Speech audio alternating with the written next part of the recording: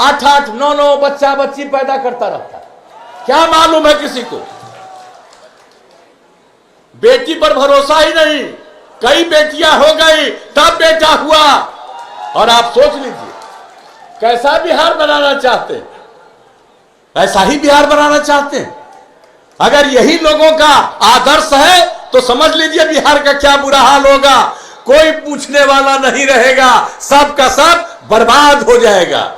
आप जरा सोच लीजिए कितनी बड़ी आबादी का राज, और हम लोग एक एक चीज पर सोचते हैं। प्रजनन दर इतना ज्यादा, जब हम लोगों को काम करने का मौका मिला प्रजनन दर 4.3 घट के 3.2 पर आया। और यह प्रजनन दर कैसे खत्म होगा? हमने जो पूरे देश का सर्वे था, अगर पति पत्नी में पत्नी मैट्रिक पास है तो पूरे देश का औसत प्रजनन दर उस परिवार का 2। और बिहार का भी आकलन किया कि पति पत्नी में पत्नी अगर मैट्रिक पास है तो कितना बच्चा बच्ची हुआ? 2। और अगर मैट्रिक के आगे इंटर पास है तो पूरे देश का जो सर्वे था उसके हिसाब से पति पत्नी में अगर पत्नी इंटर पास है तो प्रजनन दर 1.7। और जो बिहार का करवाया कि पति पत्नी में अगर पत्नी इंटर पास है तो यहां का प्रजनन दर उससे भी कम 1.6। इसी में यूरेका की भावना मेरे मन में आई और हमने तय किया हर एक ग्राम पंचायत में उच्च माध्यमिक विद्यालय बना देंगे ताकि हमारी सब लड़कियां कम से कम 12वीं कक्षा तक पढ़ लेगी। और जब पढ़ लेगी तो ये प्रजनन दर नीचे जाएगा। तो साहब एक एक चीज के लिए किसी को चिंता है, 8-8, 9-9 बच्चा बच्ची पैदा करता रहता है। क्या मालूम है किसी को? बेटी पर भरोसा ही नहीं, कई बेटियां हो गई तब बेटा हुआ। और आप सोच लीजिए कैसा बिहार बनाना चाहते हैं, ऐसा ही बिहार बनाना चाहते हैं। अगर यही लोगों का आदर्श है तो समझ लीजिए बिहार का क्या बुरा हाल होगा। कोई पूछने वाला नहीं रहेगा, सब का सब बर्बाद हो जाएगा।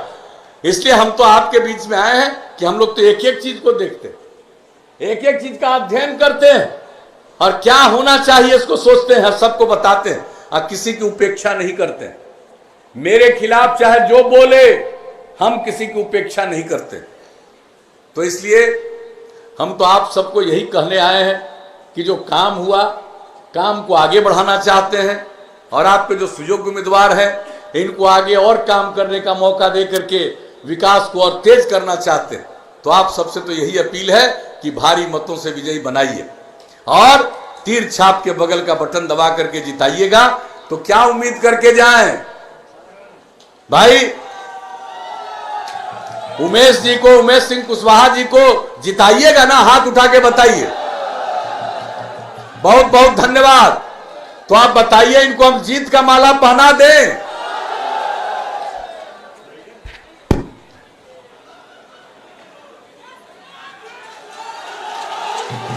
और आपके आशीर्वाद से हम महेंद्र राम जी को भी, जो राजा पाकड़ के उम्मीदवार हैं, यहां आए हुए हैं, आपकी इजाजत हो इनको भी हम जीत का माला पहना दे। बताइए, हम इनके क्षेत्र में हो आए, वहां हम इनको जीत का माला पहना दिए, लेकिन आप लोगों ने कहा यहां भी, इसलिए यहां से वहां का सबका संपर्क रहता है, ध्यान दीजिएगा। तो आप लोगों ने जो सहमति दी, हम लोगों ने जीत का माला पहना दिया।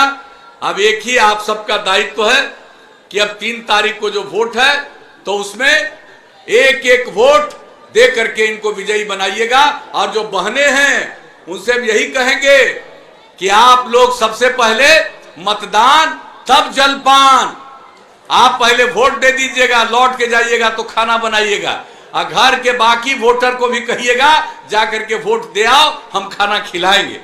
तो इस तरह से भारी संख्या में मतदान होगा, सब लोग विजयी बनाएंगे और समाज आगे बढ़ेगा, राज्य आगे बढ़ेगा और देश की प्रगति में अपना योगदान करेगा।